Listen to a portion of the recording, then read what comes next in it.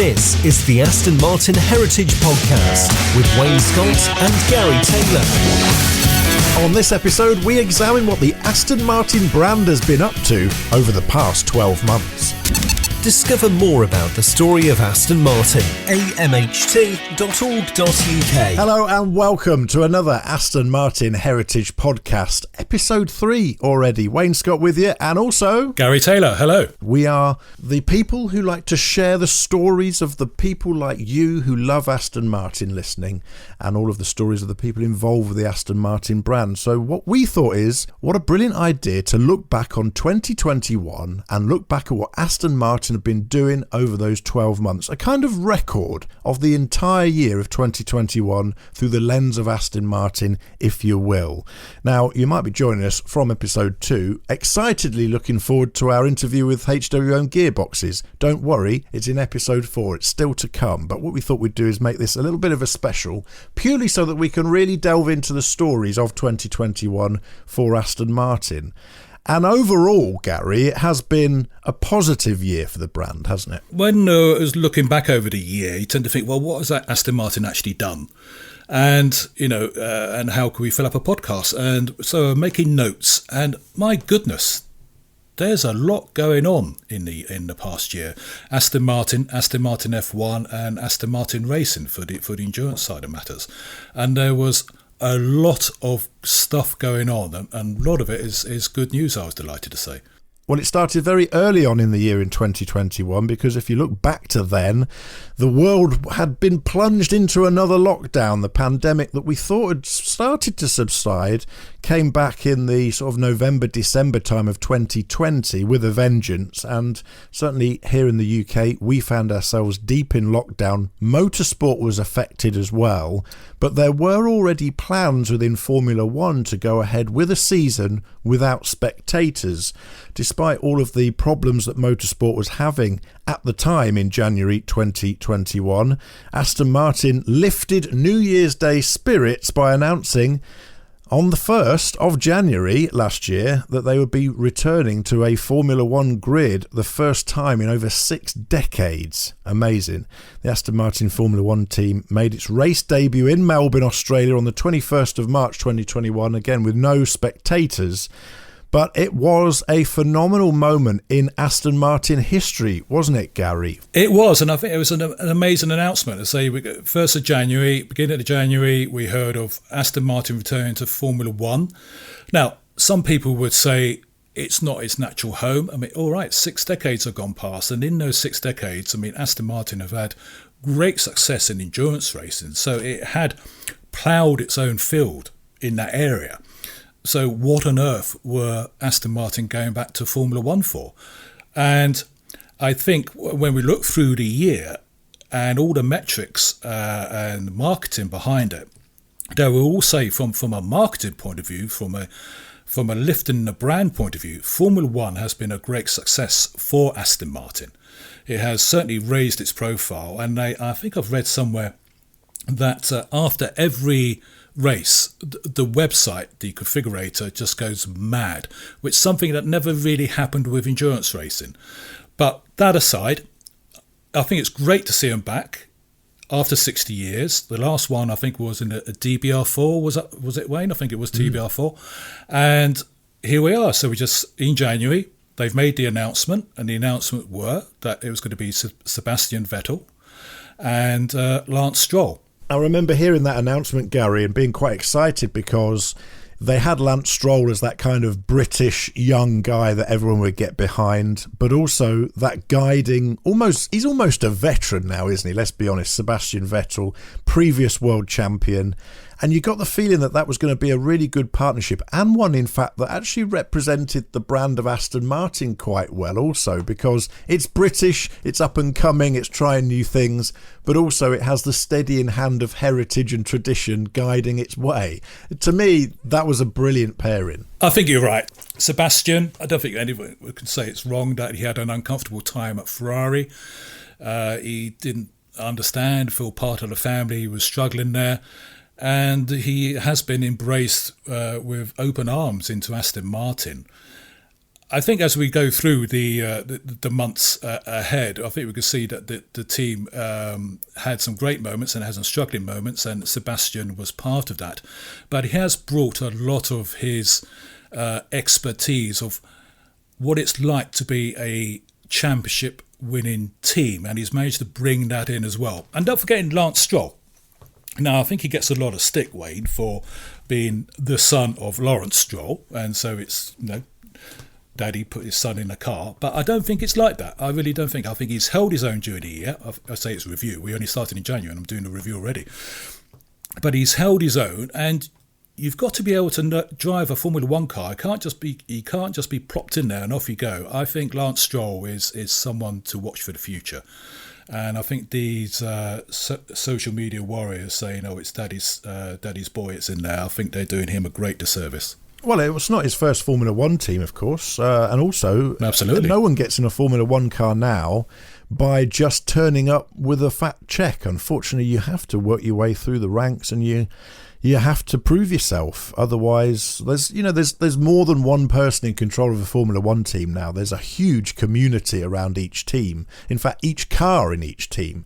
And so you really do have to prove your worth as a sportsman, as a driver, to be there. So I think you'll be soon found out if you was just put in there because you bought a big fat check, and after the end of the year, I think you would soon be embarrassed. So, absolutely. Yeah. Well, there was a knock-on effect, of course, from that Formula One announcement, because by February we learned that Aston Martin Racing would be pulling out of factory support for endurance racing. They would be supporting their customer teams, but their factory teams, their works teams, if you like, were going to cease. Now, I can understand that. To be running multiple race programs across multiple disciplines, well, it's hard enough for the really big manufacturers, let alone someone relatively small like Aston Martin. But actually, despite that, the support that they're giving to their customer teams is meaning that Aston Martin is still very much at the forefront of endurance racing. Yeah, okay, it's not a works team, but actually you've got some fantastic teams winning races out there this year. We have. I say it was initially sad news, and again the social media and the outlets saying this is disastrous. There's no Aston Martin racing anymore. But behind the scenes, Aston Martin Racing were supporting the customer teams, and big time. And it was announced in February that the endurance racing series would be as vibrant as ever. For example, in February, they announced that there would be 5 Aston Martin Vantage GT3s will be fighting for the Asian Le Mans GT series. GT3 and GT4 teams were poised to contest more than 20 international events that year. And top drivers would be available on loan to support the privateers. So, although it was initially greeted with sadness, and I get that, I'm a great Le Mans enthusiast, as I think you are, Wayne, so you just felt that we're going to be missing something there. But it actually turned out that, all right, Aston Martin Racing weren't there, but Aston Martins were still racing in the endurance series around the world big time.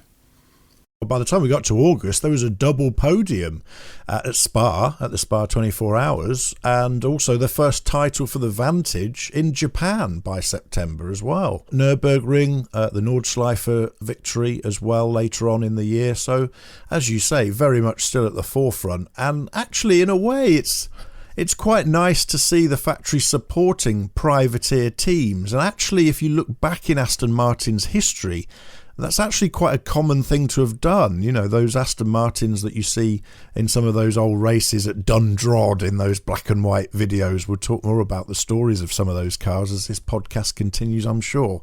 Were actually customers' cars that they bought from Aston Martin and raced themselves. So there actually is a tradition of factory support for privateer teams within the Aston Martin brand. Absolutely. I think after Aston Martin won Le Mans in 1959 and withdrew after winning the World Championship that year, they withdrew it. David Brown said nothing else left to prove, effectively. And it was 1 or 2 years later, I think it was particularly the American dealers, they were saying, we need to go racing, and Aston Martin started to support the privateers again. So it's what they do. Absolutely. Well, By the time we got into March, that sad news aside, we weren't to know in February that it was going to be such a successful year in endurance racing for those privateered teams, as we've mentioned, but it was.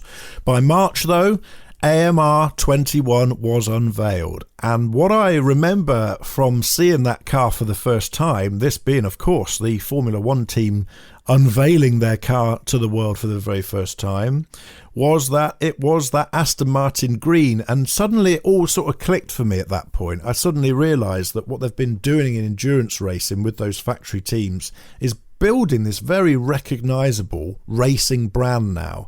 And I think that's really come to fruition with this Formula One car. And we saw it for the first time in March. Fantastic moment for the team, wasn't it?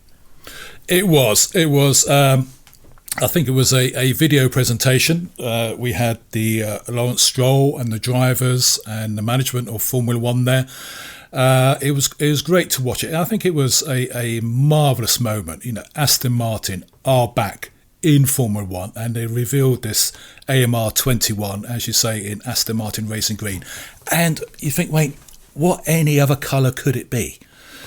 It's I think Aston Martin Racing with the endurance cars seem to have gone for a lime green car. That seems to work for them, but I can't really see of any other colour that would have worked for Aston Martin. And it looked absolutely striking. It was a magic moment. The trouble is with that colour, and I think subsequently it's been found out, is that the Aston Martin Racing Green on TV, under certain lighting conditions, looks black. And I must admit, sometimes when I've watched the Formula One, I'm looking at it, is that the Mercedes or the Aston? It is a difficult from TV sometimes because it comes across quite dark. And I think Aston Martin, certainly for the next year, may be trying to address that to make the car stand out a bit more, because I think there is some conflict between other cars on the track and they can't quite identify it. But the colour aside, fantastic looking machine.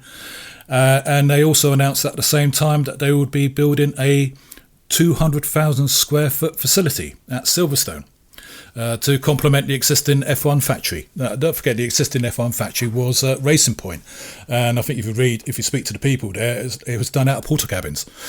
I've got my own beef, I've got to say, with the 200,000 square foot facility at Silverstone. Go on. Gary, yeah, I've got a problem with it because it's all very good, but they pinched my favourite pitch at Litch Lake Farm campsite that I always used to put my tent on for Silverstone Classic. They built the factory on it now.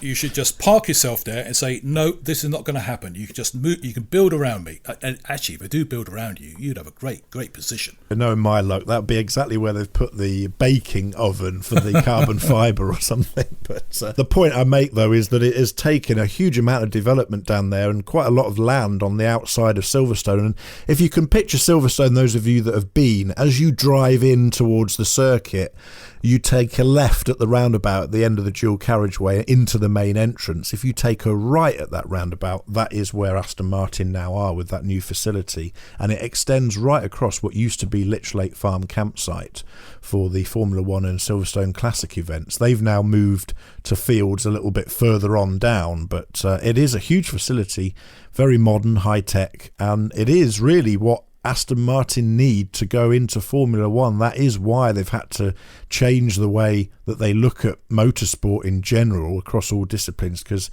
going into Formula One is no small undertaking. It is absolutely huge in terms of investment and the number of people you need to run a team.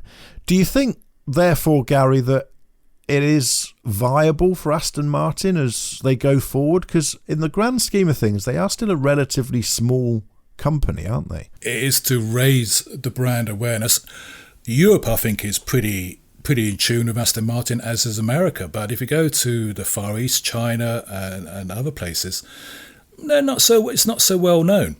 And I think it just helps raise the profile from a brand point of view, from marketing point of view, to raise its image across the world. I think it's fantastic. I think it would do its job. But this Formula One presence is just not there to raise the Aston Martin profile. It is there to be a lab, an innovation lab, as they say, for future road car technologies, and these would include the upcoming mid-engine sports cars inspired by the Aston Martin Valkyrie. So I think in the future we've got a major portfolio of cars. We've certainly got the Valkyrie, we've got the Valhalla, and we've got the Vanquish as well, which will be substantial cars in the Aston Martin portfolio, and they will intrinsically link these mid-engine cars with Formula One, as Ferrari have done with their cars. And let's say, I think Ferrari have pretty well cracked it. So why try to reinvent the wheel? Let's do what they do. When you look back on Aston Martin's history, there have been some real exciting developments, some real moments in automotive history that Aston Martin have really adapted to and evolved with, that has created some fantastic cars. I mean, the whole 60s revolution around GTs and sports cars gave us the DB5, for example. I think we are on the cusp of another really exciting moment in automotive history. This is happening right now because in 2030, of course, new car manufacturers are not going to be allowed to sell internal combustion engine vehicles in the UK. That's going to force all of these manufacturers to do new things with motive power. And the challenge arguably is even bigger for companies like Aston Martin, whose brand is tied very closely to performance and the sort of oral experience of driving an Aston Martin, the sound of the engine and how that is linked with motorsport. I think you're right, but you're also wrong. I think Aston Martin, yes, it is about it's partly about the engine. It is partly about the performance, but I think what Aston Martin have done over the years is they have positioned themselves as being very handsome, very beautiful cars. And that seemed to come from the DB7 onwards. I think that was when the first beautiful Aston Martin, if you like. And it's been maintained ever since. And if you ever speak to Marek Reitman, he's always talking about the beauty of the cars. Going back to the DB4, 5, 6, very handsome cars, very powerful cars, very great grand touring cars, but was it the engine that made it? I'm not so sure. So why I'm saying here, I think Aston Martin are in a better position to, shall we say, Ferrari or Lamborghini, because they make great play of their engines, big time.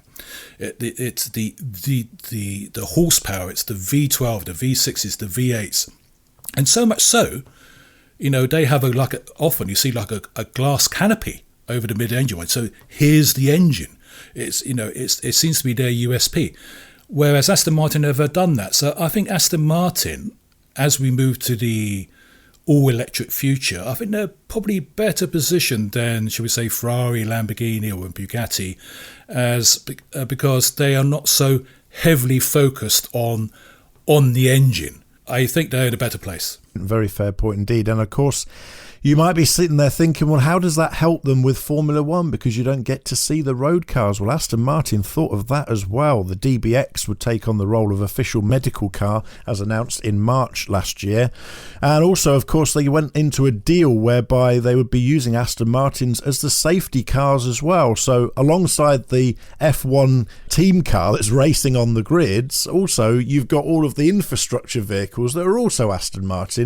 So everyone gets to see those cars. There's multiple touch points throughout each race. So Aston Martin addressing that throughout the Formula One programme as announced in March of 2021. And this is our annual review of 2021, looking back over the year in Aston Martin for an amazing year really, in which of course we mentioned the endurance racing programme was scaled back, but of course the focus going into customer programs and customer teams, and one of those customer teams, they call themselves an Aston Martin racing partner. They're kind of a privateer that has factory support really. Garage 59, they started to have their first successes of the year in April, didn't they, Gary? They did. And I'm going to have to read this out because it's quite a mouthful. Excuse me.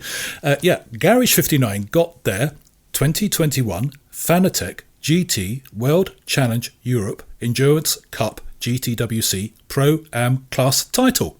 Thank you very much. And they got off to a perfect start with a victory at Monza. And that was with Alexander West and the works driver John Adam and Chris Goodwin. And it was the third win for the Garage 59 Trio, and the second time they won the season opener, having done the same at Imola a year ago. So, April, motorsport's coming back big time, and there we are, Garage 59 did Aston Martin proud. And away from the racetrack in April, Aston Martin announced a new custom car as well. It was the DBR1 with a custom spec. Yes, it was the twin-turbo V12 Speedster. Now, Wayne, I know you like a convertible, but this had no roof, so I'm not quite sure of how it applies for the British climate. Twin-turbo V12 Speedster, no roof, and just 88 examples were to be made. It was to align the heritage of the great 1950s DBR1 and the 2013 CC100 car they made, which was then to celebrate the 100 years of Aston Martin. I quite like the idea. I think the motoring journalist, the seasoned motoring journalist, got hold of it, and I think, well, I just can't see the point of this. A car with no roof. I think you had a token windscreen, but you certainly need to drive it with your helmet on. And it seemed to be a thing that I think Mercedes and certainly Ferrari had done at the same time. But I would quite like the idea of driving a V12 Speedster, no roof, helmet on, put the heater on, blasting down the road. That appeals to me. What about you? I think any journalist who knocks cars like that just doesn't get it. They've also probably forgotten what it's like to be a child and have fun. I think it's really that, right, isn't it? It's just it's a toy. It's having fun. It's playing about. Let's not try and be practical. Let's just give our senses the biggest bit of adrenaline that we can throw at them in automotive terms. That's what that car's all about. That's what sometimes cars should be about. As you know, I'm an serial owner of many old British sports cars, and I've got to say, it is very, very rare I put the roof up on any of them. The only thing I would suggest to Aston Martin is if they're going to build cars without roofs at all, don't bother putting any carpets in them, because they get very smelly and very damp after a while. But actually driving with no roof in this country is not really a problem. It's only those really horrific downpours that you occasionally have in summer that cause you a problem. Apart from that, when you're driving and it's a bit of rain in the air, it just goes straight over you. So it does. It's just drive faster. It appeals to me because it always does. And I think if I had the money to have a car like that, parked up in the garage when the sun was shining, I could think of nothing better than going out and having a good old bit of fun with it. Come on, journalists, lighten up.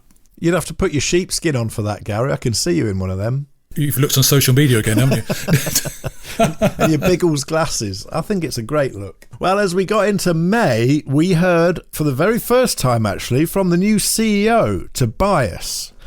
Tobias Mowers spoke for the very first time, and really there was a bit of speculation around whether he'd started his job or not, wasn't there, by the time we got to May, because no one had heard from him.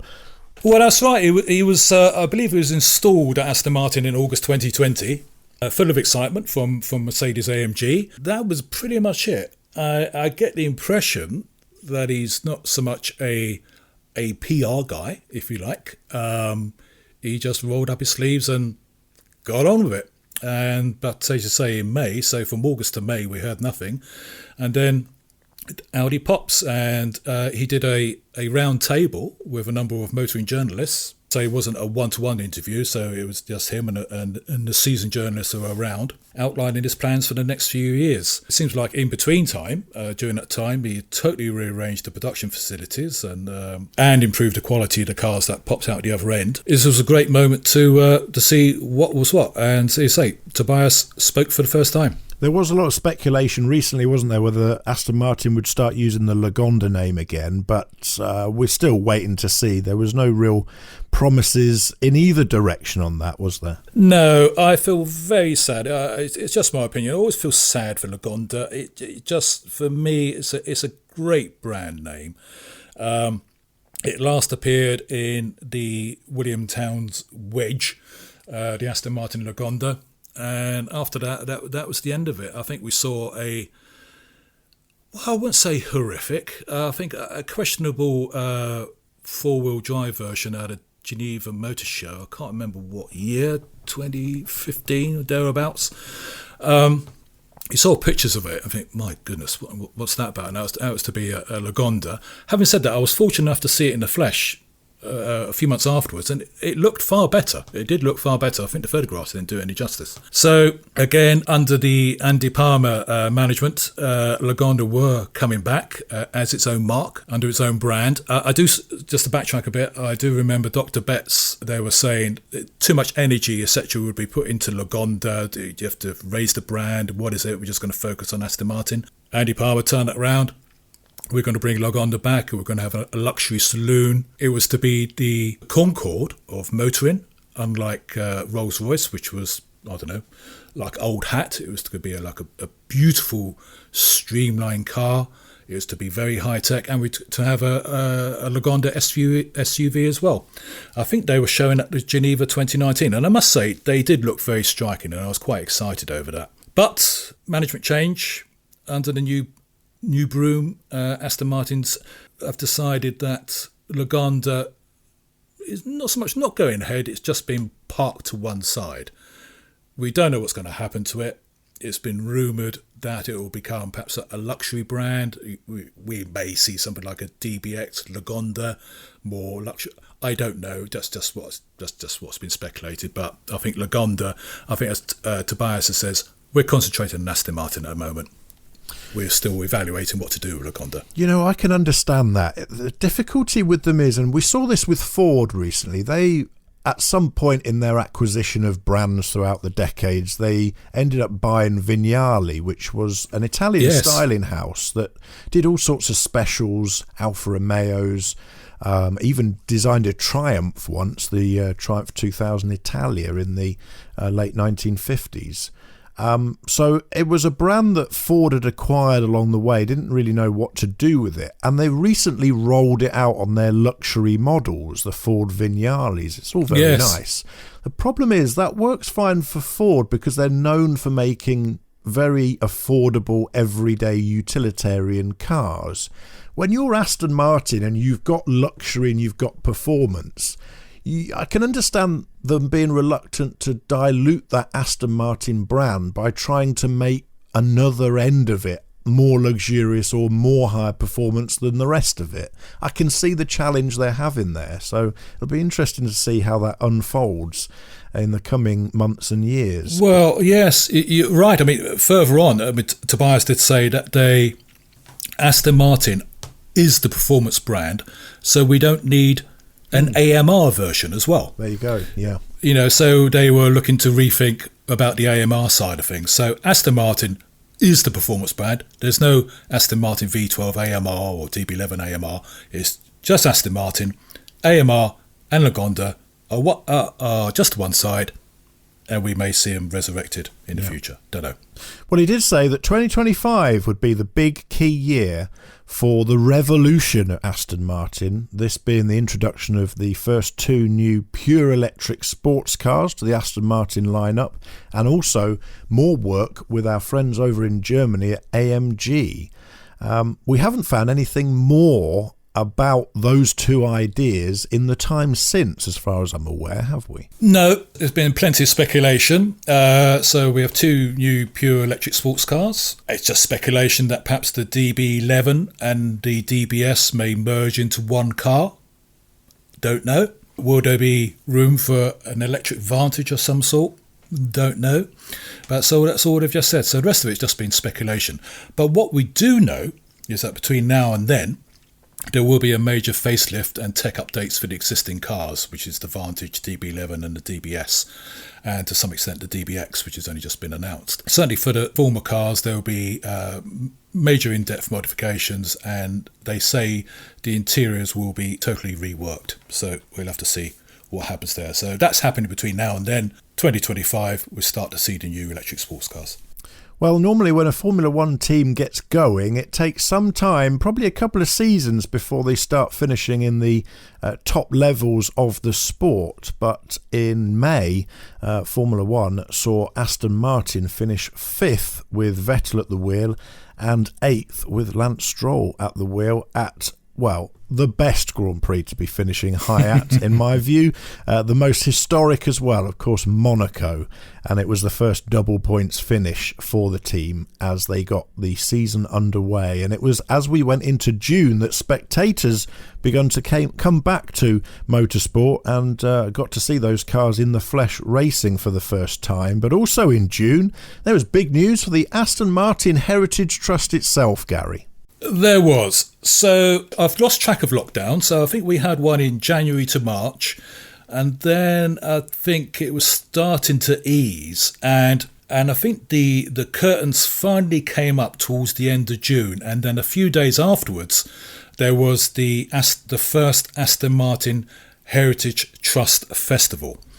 It was to celebrate the 100th birthday of A3, the Aston Martin A3, being the oldest surviving Aston Martin in existence. And the festival was held at Dallas Burston Polo Club, and it achieved the biggest gathering of Aston Martins ever. We had support from Aston Martin, we had support from Aston Martin Racing with the racing cars, we had support from dealers, and most important, we had support from members and spectators. It was a great event. It was a lovely June day, a little bit of drizzle in the morning, but I think it was like a post-COVID, if you like, if I can use that word, release, and out we went, and it was a tremendous event. So much so, Wayne, Scoop, we are doing another festival. Yes, fantastic. When? You got your file of facts at hand? I have. Right, flick through it. And on the how's August the 14th looking? Looks great to me. My file of facts only goes up to 1979, but because that's when file of facts is ended. But. Yeah, I understand you Tipex out the years, so you just keep using the pages, don't you? So August the 14th, and it's going to be the second Aston Martin Heritage Festival. It's going to be held at Brooklands, and that is going to celebrate 100 years of Aston Martin's first race at Brooklands itself. August the 14th, Brooklands, the second Aston Martin Heritage Trust Festival. It's going to be a belter. Well, you mentioned A3 was at last year's festival. It was a major part of 2021.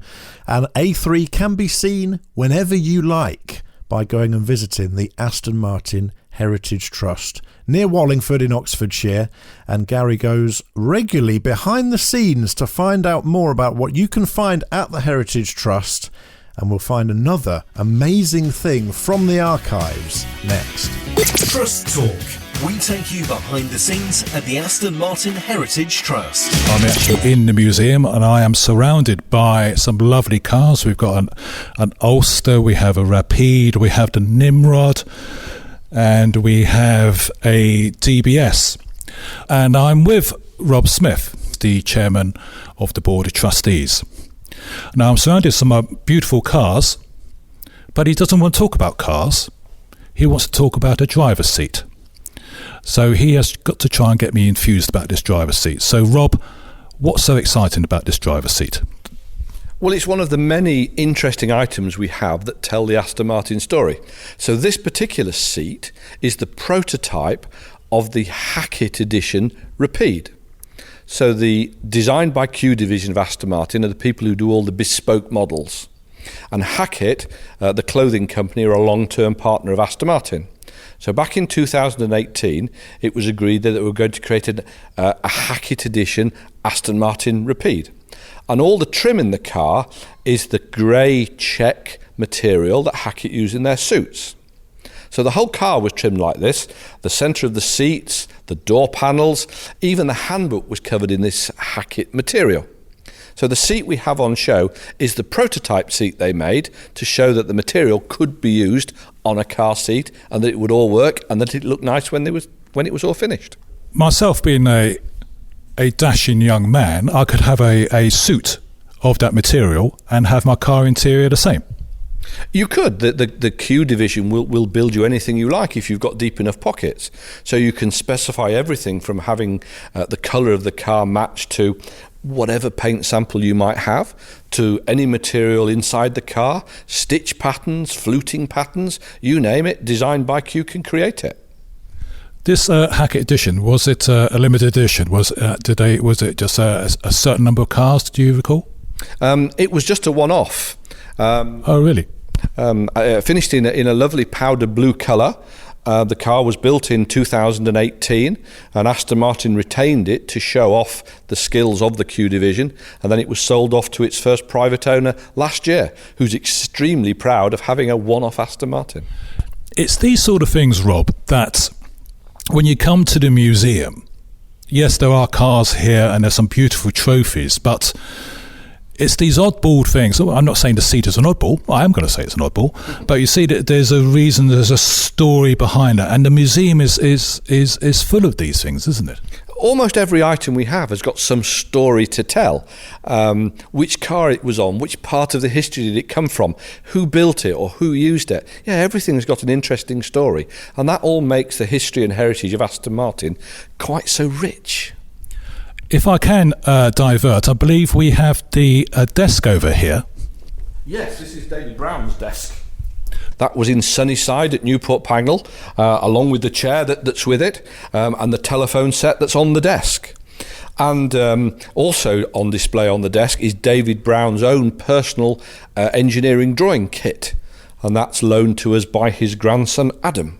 So we have the desk, we have the chair, we have the telephone, we have his engineering kit from the great David Brown, who lent it, obviously, his initials DB to this most fantastic range of cars. Well, David Brown, of course, is one of the most important characters in Aston Martin's story, and we want to be able to tell his story in the museum, as well as the cars he built, like the beautiful DB Mark III just behind you. It just goes to show that the museum is not just cars, there's so much other material. And yes, I'm reasonably infused by the seat. Thanks very much for your time. Jolly good, well done. You're listening to the Aston Martin Heritage Podcast. Discover more about the story of Aston Martin, the cars, the people, the history with the Aston Martin Heritage Trust. You're always welcome to visit us at our museum in Oxfordshire, so find out more via amht.org.uk.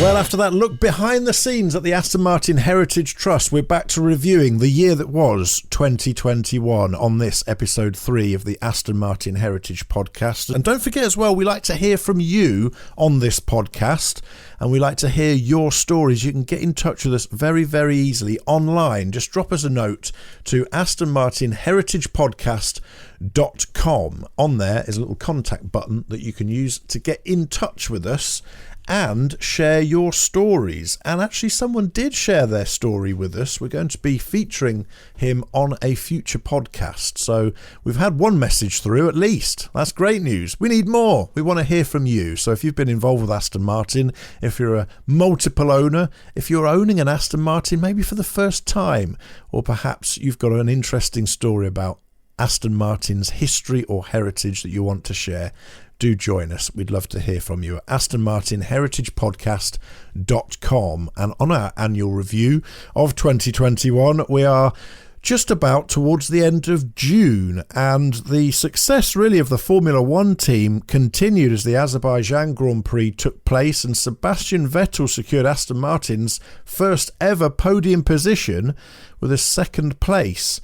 And a great start for Aston Martin. Of course, they did have access to a pretty well-established team in the old Red Bull team that had brought that team together. But just showing really that the investment that Aston Martin made, the people that they'd chosen, was starting to pay dividends halfway through the season in June. July brought us more news from Aston Martin's road cars, and that was that the first production mid-engine car from the brand was to be announced, and it was to be called the very dramatic Valhalla. I like this car, Gary. Dramatic moment there, very well done. It's a great name, isn't it? I think it's a magic moment. It's the first production mid-engine car, and I think it's great news. We saw the first concept back at Geneva in 2019, along with the Vanquish concept, which was also to be a mid-engine car. And I must admit, at the time, I was looking at those cars and I thought, well, which one's which? It's a bit difficult to identify them. But they have subtly reworked this car. I must say, it does look sensational. Mid-engine, Not the usual Aston Martin arena that they go into, but it does look like an Aston Martin. It looks great. All new petrol hybrid engine. Has 3 motors, Wayne, 3 motors, can you believe? Has 2 electric and a rear-mounted 4-litre twin-turbo. It's a bespoke V8 engine, totaling 950 brake horsepower, thank you. I mean, it's and just eye-watering power, that, isn't it? It is. It's so much power, you can't even get your head around it. The only thing I've come anywhere near with that kind of power was a drag car, I think, once. It's just phenomenal. And the technology required to get that power onto the road is phenomenal. I mean, it's what is it, 2.5 seconds to 60, this thing? Something like that. Do you know, I think what is underestimated is the tyres. The tyre manufacturer. The tyres have to be able to cope with this. I think it's amazing. I don't think tyre manufacturers get enough praise as they do. I mean, I think if there's one of the biggest improvements over the decade or two has been the handling, the grip of tyres, and now they have the wheels are now having to cope with these immense, 950 in this case with a V8 engine, but it also has electric power there as well. And as we get to the electric future, which as we've all seen, perhaps with McLaren and others, these ferocious power outputs these things can make, the tyres have to cope with it. So I'm just in awe with as you say, with the tech that goes behind it. And it's not just the power plant, it's the whole package. Everything has to just come together to make it work. It's going to be interesting. You've raised a really interesting point there. It's going to be amazing to see how tyre manufacturers deal with that challenge going forward, because what we do know about electric cars is they have immense amounts of torque, like just mind-blowing amounts. And it's there at an instant. Bang. Yeah, absolutely. And to get tyres to handle that and to get all of that torque down onto the road is going to be one of the biggest engineering challenges of high-performance electric vehicles as we go 2030 and beyond. And I'm really excited to see what companies like Aston Martin are going to be doing with these cars and those partnerships that clearly is, again, going back to Formula One here, but it's clearly that partnership building in engineering innovation with tyre manufacturers, with manufacturers adding those third-party components to your vehicle. That has got to be the secret to success in a way that we haven't seen in automotive history, probably since the heyday of motorsport originally in the 50s and 60s. It's almost come full circle now in that motorsport and the engineering innovation it requires are becoming once again more important as the electric vehicle era dawns. Do you agree with that? I agree with that. I think it's a very exciting time. Yes, I'm sad to see the combustion engine go. That's just one element of engineering, but I just find the whole aspect, in 10, 15, 20 years' time, the revolution in cars, in transport, is going to be staggering, absolutely staggering. And it's going to be engineering talent that's going to make leaps and bounds. We're probably going to move forward in the next 10, 20 years more in that time than we've done in the past 50 years or so. I really do feel that. And I actually don't think the internal combustion engine will go. I think it will be another part of the solution. I think on the one hand, we have our heritage vehicles, and it's very important that we fight very hard to keep those on the road and usable, and the Aston Martin Heritage Trust is at the forefront of doing that. No matter what the electric future holds for us, we must always be able to come back to our internal combustion engine, classic cars, vintage cars, heritage Aston Martins, and continue to use them on the roads and allow people to enjoy them. But also, I think there are other technologies out there that we haven't quite discovered or managed how we're going to use yet that may well use a sort of net zero combustion. I'm convinced of that. I think electric is only part of the solution here. I think there is. Yes, it's been said that it's not the engine that's the problem, it's the fuel. So the internal, and as you say, if some sort of method, but perhaps an internal combustion engine can prove to be net zero at the end of it, or very, very, very minimal, then I think there'll be a way forward. Porsche are doing a great job, from what I understand, on synthetic fuels, e-fuels. and I think they're going to be racing next year. And I think certainly in the Le Mans series, not if it's next year or the year after, they're going to be championing this synthetic fuel, which I believe just reduces CO2 output. That reduces it by 80%. It is quite staggering. And I think you're right. I think we're just at the beginning that, hey, the internal combustion, burning petrol, burning diesel or whatever, that may be on the way out, but there may be some other form, which I like to think the boffins in their white suits and big thick glasses are doing at the moment, and say, hey guys, we found this. And I think that could be a way forward for new manufacturers.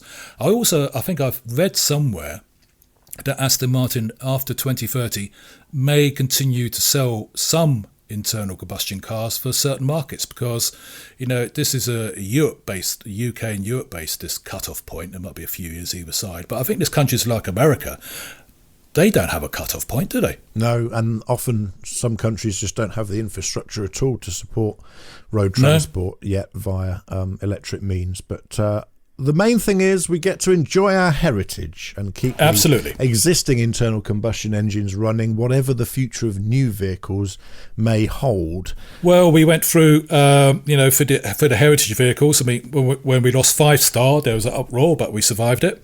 When we lost leaded petrol, there was uproar, and we survived it. Then we went to E5, chaos, we survived it. Now we're on to E10 fuel. Current chaos, but we'll survive it. I'm sure the heritage vehicles will just continue on if there's enough passion around to make it so. Absolutely. And passion was in abundance at the British Grand Prix in July 2021.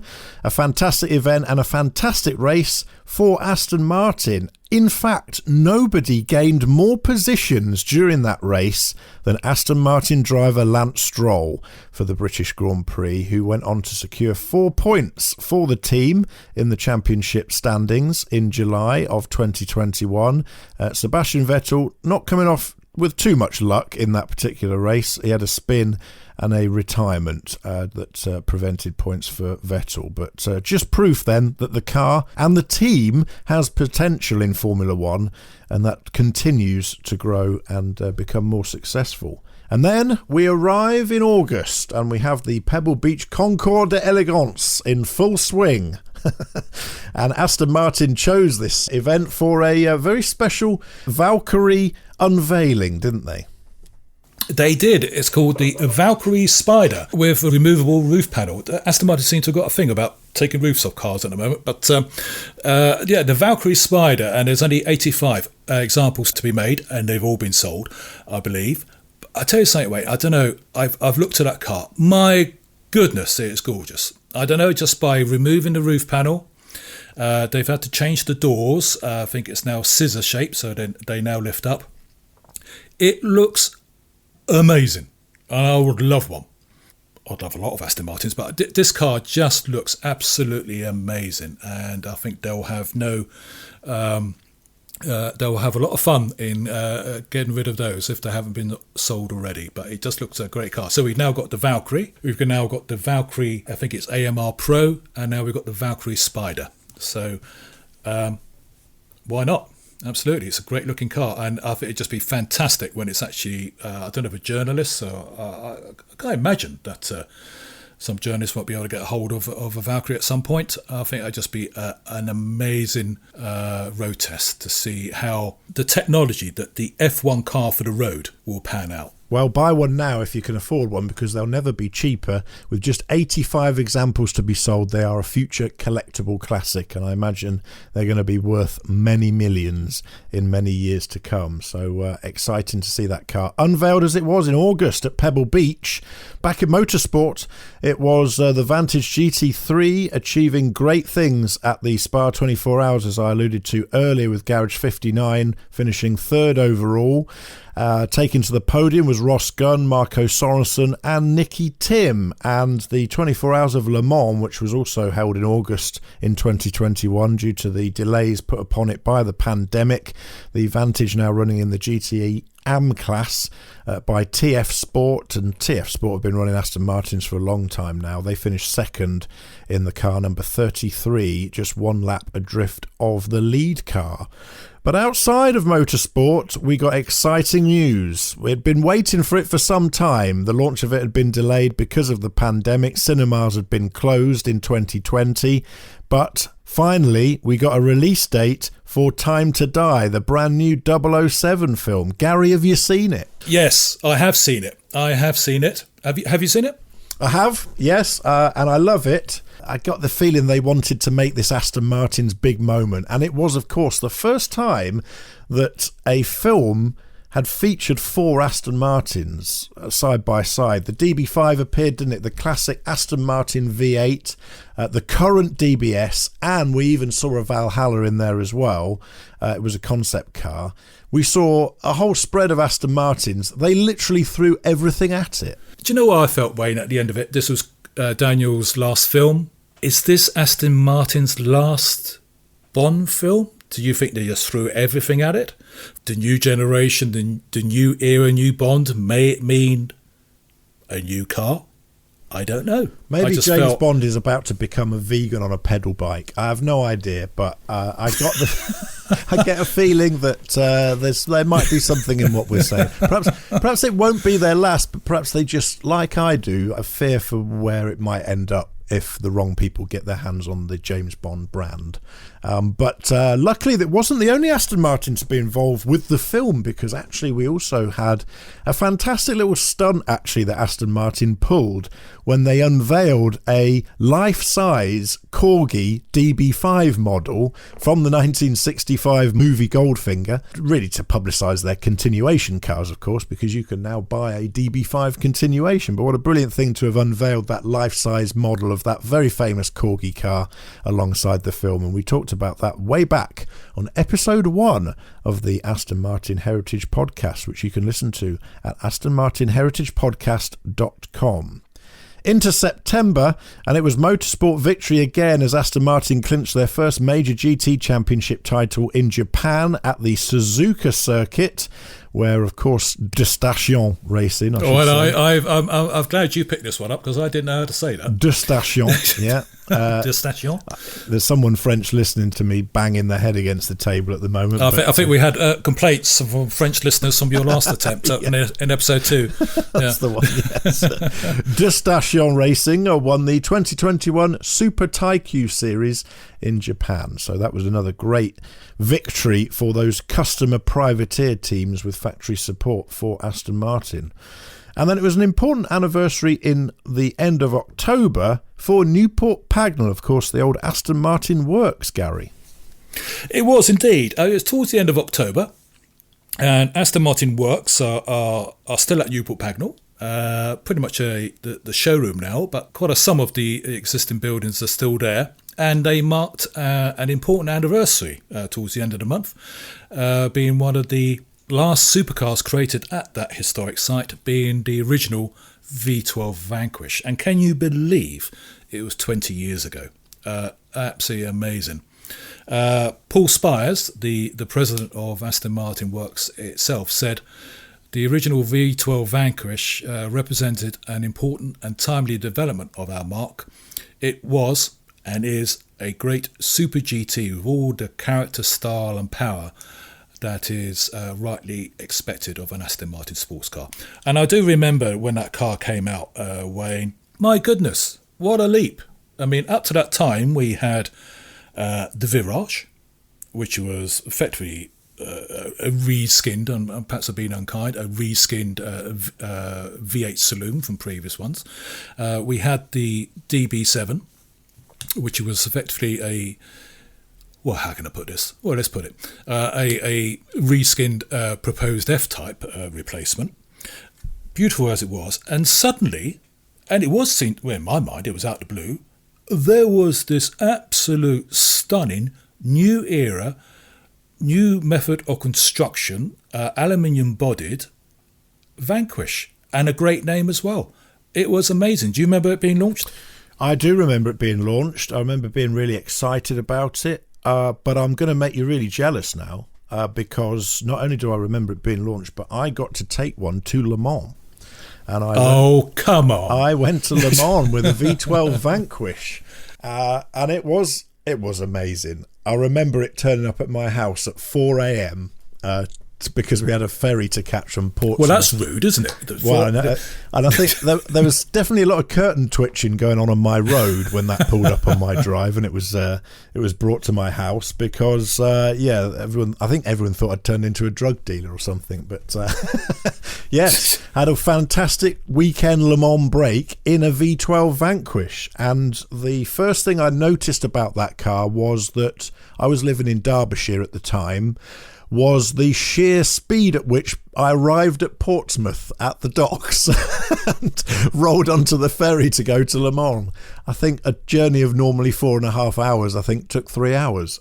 Somehow, I know no idea why. Must have been clear roads that day. Clear roads. Yes. 4 or 5 in the morning, it would be. Indeed, but I remember it's the biggest feeling car that it's a strange driving experience. I thought because it feels like a very obviously big car, but it also feels very lightweight.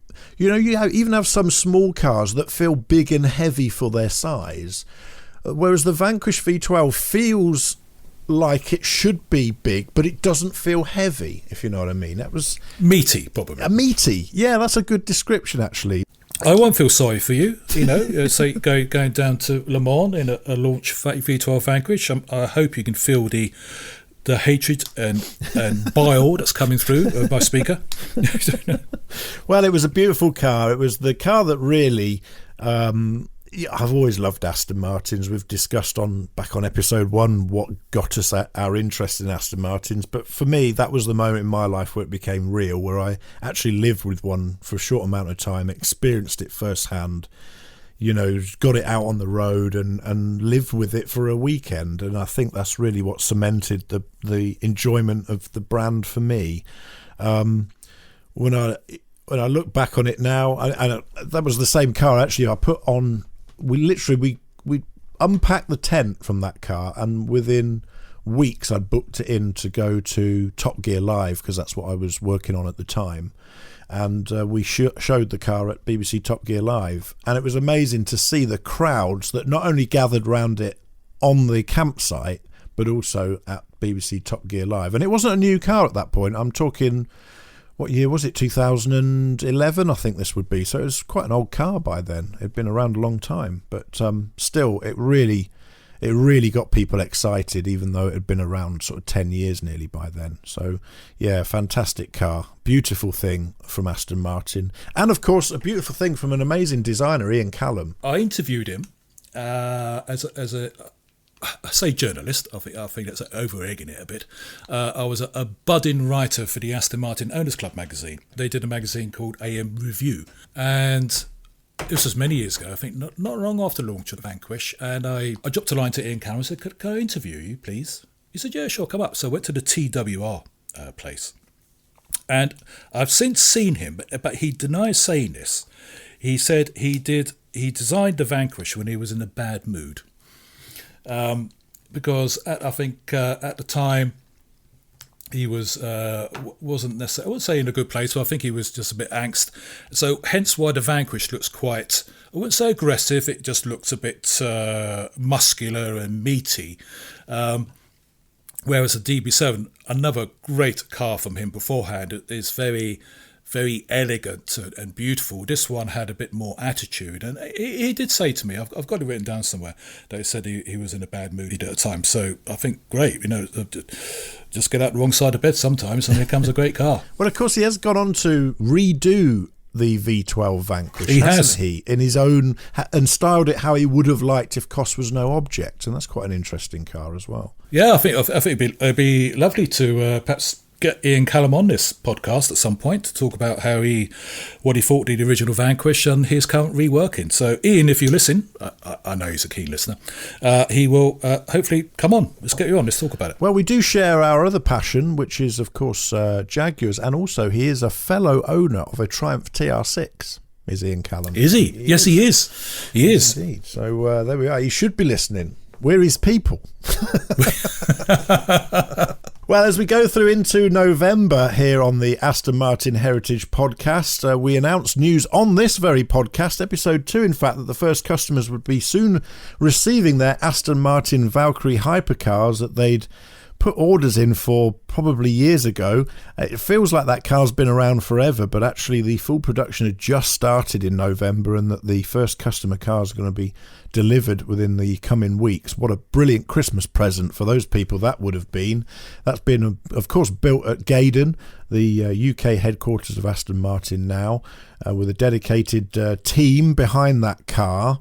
And you said at the time, Gary, amazing that with each of the 150 cars they're building, hand building, they take over 2,000 man hours to create, which is just an astonishing level of detail for this day and age of automotive production. And also, we were very envious of the guy who gets to take it round Silverstone before delivering each car, because every single customer car is tested on high-speed testing at the home of British Motor Race in Silverstone by the luckiest man in the world, whoever he is. I don't know who he is, but he's got the best job in the world. He has. That's going to be amazing. I think it comes back to what we said earlier. This Valkyrie, the engineering, the design, the talent that's got into that, I think he just champions great engineering for this country, and the original suppliers. I think it's a great notice board. Great confidence building, actually, because if the factory themselves are quite prepared to throw it round a racetrack before they come and deliver it to you, that shows their confidence in that engine being able to take all of that. I've bought some cars over the years where I doubt the dealers are quite happy to drive off the forecourt, let alone around a racetrack. Exactly, yeah. Not Aston Martin, I will say, but anyway, that's another story. That's right, absolutely. Well, there was also other news for the hybrid version of the DBX as well that's going off to China, wasn't there, Gary? There was. It wasn't big news, but it did appear that now China is a big market for Aston Martin, but they have the duty over there whenever a car goes in there. They currently pay a whopping 25% tax. I mean, that is serious money, and it's based upon engine size and all the rest of it. So Aston Martin have announced a 6-cylinder mild hybrid version of the DBX to be exclusively sold in China. It's a straight 6, be supplied by Mercedes-AMG. It's expected to be 3 litre with a mild 48-volt hybrid assistance. And this will bring the taxation down from 25% to something a bit more palatable at 12%. No plans to bring it anywhere else, just for China. I think there's no secret, Wayne, that the DBX will be, the family will expand over the years. I think there will be a higher performance version, I think, and there will be a hybrid version as well, probably from other markets, but we'll wait and see on that. Staying with the DBX, if I may, financial news. In the last final quarter of 2021, it was reported that the DBX accounted for more than 50% of its core sales this year. I mean, that's quite phenomenal. What it does tell me, Wayne, is, my goodness, what position would Aston Martin be in if it wasn't for the DBX? Yeah, you're quite right. And it's kind of almost depressing in a way as well, because, you know, in order to survive, it just goes to show that you need an SUV in the range, doesn't it? It shows what the motoring public are wanting to buy, of course, but... And I get the appeal. So here is I suppose the DB11, the V8 Vantage are everyday cars, but the DBX, or an SUV, is a more everyday car. A little bit more Aston Martin in every day. There you go. I think they should use that as their tagline, their brand. I think. What would they do without us? So Anyway, I say that was China for the last year, took 16% of Aston's sales this year compared to 6% in 2020. If you need to make SUVs, Aston Martin, if you need to go and make tractors again, if you need to make lorries, we don't care as long as that money funds vehicles like the Valkyrie, the Valhalla, and all of those amazing things that we stick posters on our bedroom walls of and drool over. I really don't mind what they sell to make money for the company, to make sure that we have those amazing cars and an amazing Formula One team to support. SUVs might not be my thing, but if it makes them able to build cars that we all love, then that's just great. Well, it's exactly that. It's like Porsche. They say, without the SUV, they wouldn't have the Cayman and the 911. So it's how it is. Well, we haven't had an Aston Martin Heritage podcast since the beginning of December now, so we have some new news for you as we round off our overview of 2021 with the final month of that year, December. And there is big news, Gary, and I won't we on the proverbial. I'll instead let you take the full glory of sharing with us what that big news is. Thank you. That is delightful. I'm delighted to be here to do this. Now, December, it's usually a quiet month. Nothing much goes on. Might be a new body stripe on a car or whatever, but that's all you get. But no, big news. Aston Martin confirmed the arrival of a new V12 powered Vantage, which should be here this year. Now, what's also delightful, Gaydon is calling this a final edition and not a limited edition. Now, there's been a sound clip on the website. There's been some darkened images showing the rear end of the car, and it has a spoiler on the back, and that is pretty much it, Wayne. I mean, that's all we know. And I find it very bizarre. So I think it was about early December. Hey guys, officially there's going to be a V12 powered Vantage. Now it's gone quiet, and we're in early January. So having said that, I understand that Aston Martin have been showing the car through video links and zooms or whatever to the great and good. The people that are interested in the car, they have seen it, but there has been certainly no further launch details on it. But Wayne, come on, a big engine in a small car, what's not to like? Absolutely right. That's great news as well. As you say, unusual to have such big news for a brand so late on in the year, which just shows you what could be coming in 2022 from Aston Martin. Certainly the end of the Formula One season for 2021 showed a really good result, really, for a team in their first season. Vettel finishing 12th on the scoreboard with Lance Stroll 13th out of those 21 starters. And for a brand new team, 77 points. 7th out of 10 teams. It's not anywhere near the 614 odd points of Mercedes, sure, but this is their first season. It takes time for a team to bed in. First season, yes. First season, no. They came from Racing Point previously, but I think where Aston Martin struggled this year. So 7th, out of 10, not too shabby at all. I think Vettel and Stroll held their own. I think where they were hammered this year, Wayne, was like Mercedes were at the beginning, was something to do with the floor, the rake of the floor. The regulations went against them. So the other teams had the advantage, and Aston Martin and Mercedes, I understand, had a problem with the angle of the floor, the high rake, low rake, or something like that. So I don't think we are seeing the best of the team. I think it was a right, well, let's do what we can with what we can, because as you and I know, and as others knows, I'm sure, 2022, big rule changes, big changes for the cars, and I think that will be an amazing period to see Aston Martin really shine. And I think we'll see. I think we'll see the old Vettel back again. Yeah, I really do. Yeah. I hope so. Well, let's face it. They've had a year now to bed the team in, get their strategy in place. They've built that big facility we mentioned earlier at Silverstone. They've got things coming together now. They've learnt a lot from their first season.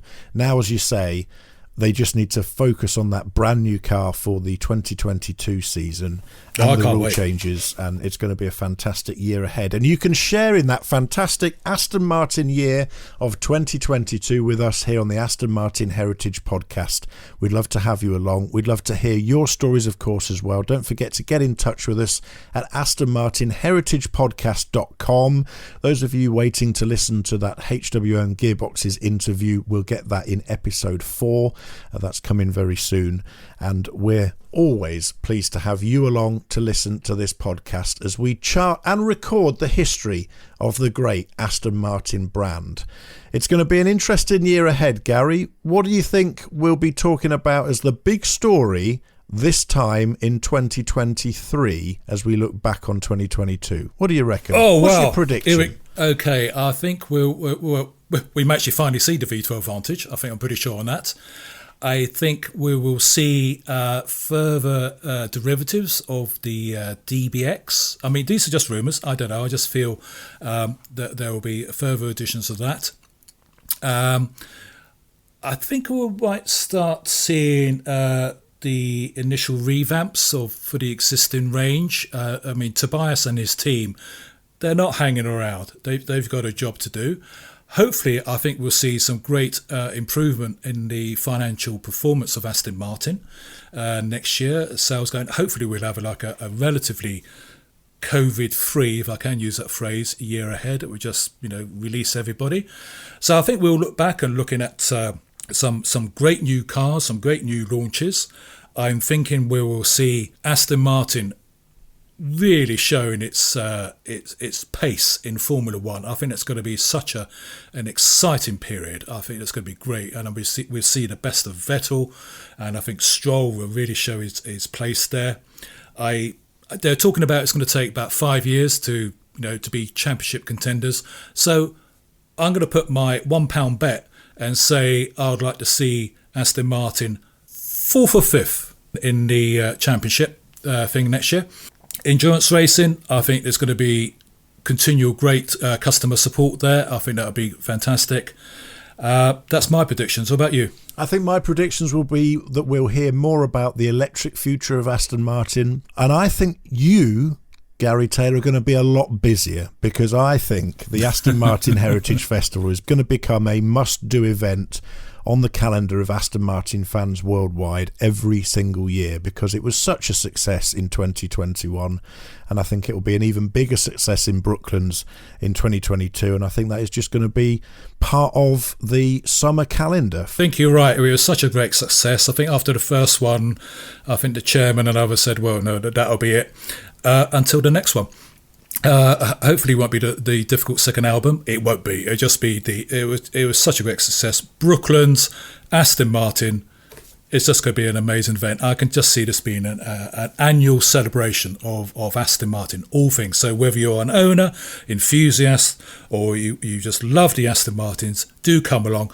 It will be on the website in due course. You'll hear it first on this podcast, August the 14th. I'm going to be busy that day, and I think we may have an exclusive podcast for you at that time. Fantastic. If you can't wait until then, don't forget to visit the Aston Martin Heritage Trust over there in Wallingford, in Oxfordshire, and you can find out more information about the trust at amht.org.uk. But until episode 4 of the Aston Martin Heritage Podcast, it's goodbye from me, Wayne Scott. And it's goodbye from me, Gary Taylor. The Aston Martin Heritage Podcast. Subscribe and get new episodes delivered to your device automatically via astonmartinheritagepodcast.com.